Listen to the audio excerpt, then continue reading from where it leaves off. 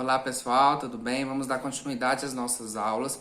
Agora na semana 6 a gente vai começar a falar sobre o relevo. Então a gente falou aí do movimento das placas tectônicas, de como o solo tem uma importância, mas tudo isso faz parte de um relevo, né? O relevo é a forma da nossa superfície, né? Nós temos aí planícies, planaltos, montanhas, depressão, tudo isso faz parte do relevo. O solo é um elemento dentro do relevo, por isso que a gente destacou. Mas o relevo e, consequentemente, o solo, ele é formado e transformado por agentes. E aí a gente vai falar desses agentes. Primeiro, nessa aula de hoje, a gente vai falar dos agentes internos. O que são agentes internos? São aquelas forças que estão dentro do nosso planeta, que movimentam aí as placas tectônicas e, por consequência desses movimentos, geram forças que vêm de dentro do interior e vão moldando a nossa superfície. Nós já falamos disso em uma aula, lembram disso? Então, vamos relembrar, né? Quando a gente tem lá o movimento de convecção do magma, que faz com que as placas tectônicas se movimentem, nós temos algumas consequências, vocês lembram disso. Quando eu tenho, né, o afastamento das placas no movimento divergente, o magma ele sobe à superfície, solidifica e vai se acumulando e formando aí relevos mais acidentados. Quando a gente tem o movimento convergente, que é o encontro entre placas tectônicas, uma placa mais pesada desce e a outra sobe, que nós temos a subducção de uma placa tectônica em relação à outra, essa que sobe forma um dobramento. Esse dobramento é uma das forças, é um dos agentes internos que formam um relevo.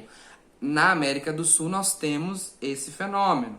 A placa de Nazca, que é uma placa oceânica, faz um encontro convergente com a placa sul-americana, que é uma placa continental. A oceânica, a placa de Nazca, é mais densa, então ela desce, ela vai para o movimento de subducção, e a placa sul-americana sobe por ser menos densa, formando esse dobramento super conhecido, que é a Cordilheira dos Andes.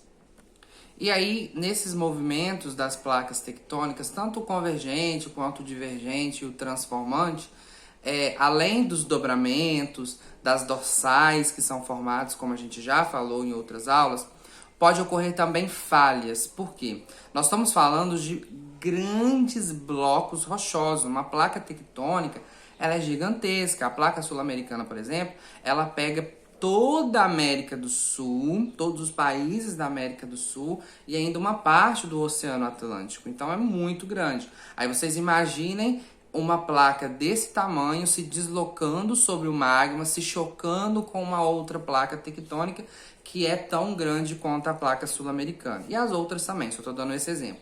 E aí, claro que em algumas partes dessa placa, ela vai acontecer falhas, né? Eu vou pegar uma folha para vocês observarem o que eu estou falando.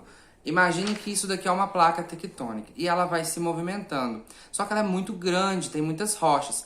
Em algumas partes, que aí é o caso do dobramento que a gente falou, o que acontece? As partes mais flexíveis, elas vão subir e formam os dobramentos, é uma dobra. E aí formam as montanhas, né? A Cordilheira dos Andes, os Himalaias. Mas em algum momento essa placa ela pode se romper. Eu vou pegar uma outra aqui para vocês observarem. Imaginem que essas duas folhas são uma única placa, tá? Só para vocês observarem. E aí elas estão ela está movimentando e tal, só que ela é muito grande, muito rígida. Em algum momento elas podem se romper. E aí uma placa pode acontecer uma falha e uma placa, por exemplo, pode subir e a outra descer. Isso é uma falha. Ou a outra, né, pode subir e a outra descer, tanto faz. Só para vocês observarem que os movimentos, eles são constantes. Então, se eu tenho uma placa, uma única placa que está se deslocando, só que o movimento é muito forte, ela pode se romper, né? Então, ela pode uma subir sobre a outra. Isso são falhas. E aí, no território brasileiro, por exemplo, isso aconteceu já, né? O movimento, ele é constante. E aí, nós temos a Serra do Mar, que é uma formação de relevo mais acidentado. A Serra do Mar ela percorre praticamente todo o litoral brasileiro, em contato aí com o Oceano Atlântico, que justamente pelo movimento da placa sul-americana aconteceu essa falha, né? A placa ela se rompeu ali e aí subiu uma parte que é chamada a Serra do Mar. Não é um dobramento, tá? Como a Cordilheira dos Andes, porque a placa ela não dobrou, ela se rompeu. Então é uma falha, tá bom? Só para vocês observarem a diferença de uma em relação à outra, né? Porque o dobramento, o que ele acontece? Ele acontece porque uma parte ela é mais flexível, né? O material é menos denso, então ela sobe. A falha não, é o mesmo material, só que a força é tão grande que ela rompe, tá bom?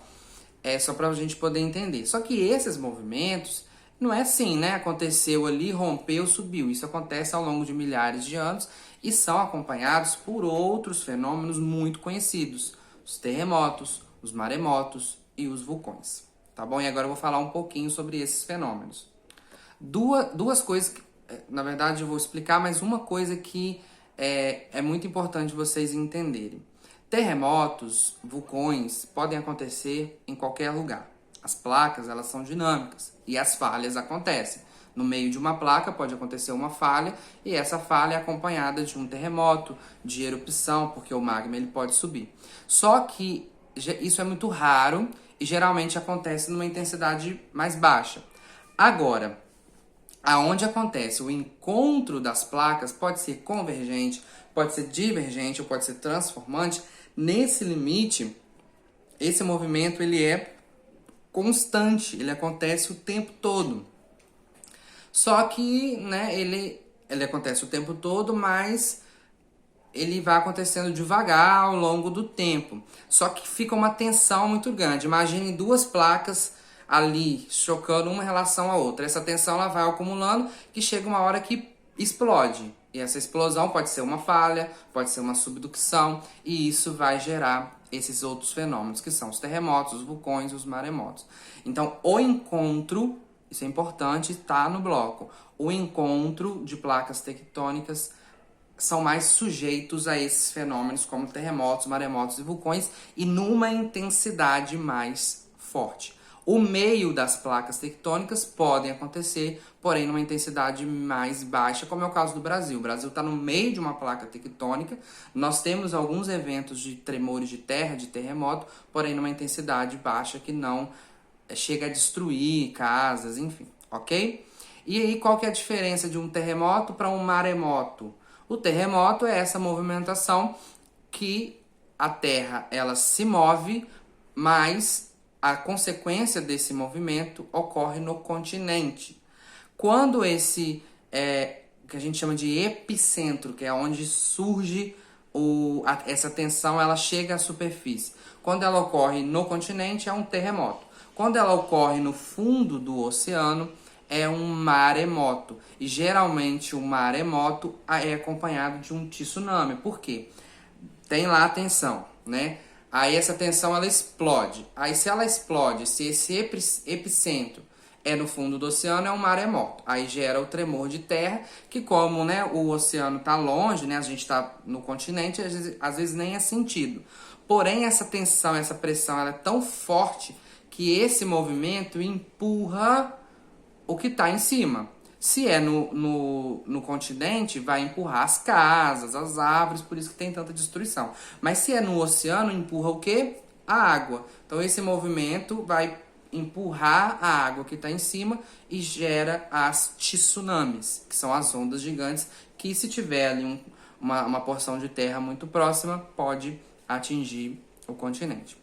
Ok? E por último, os terremotos e os maremotos, né, os tremores de terra de uma forma geral, eles são medidos pela escala Richter, que vai de 0 a 5. E quanto mais de 0 a 10. E quanto mais próximo de 10, maior a intensidade e o poder de destruição, tá? Isso é medido além da intensidade, mas também do poder de destruição. Quanto que esse terremoto é capaz de abalar o que está na superfície. Então, se for mais próximo de 10, quer dizer que é um super terremoto. Se for mais próximo de zero é ali um tremor de terra que às vezes não é sentido, né? Às vezes o tremor ele tem 2, 3 pontos na escala Richter e a gente não consegue sentir ele na superfície porque ele se dissipa antes de chegar. Agora, quando ele atinge 4, 5, 6, 7, 8, aí o tremor ele é mais forte, ok? Então, leiam aí a apostila. Se tiver dúvida é só me chamar. Tchau!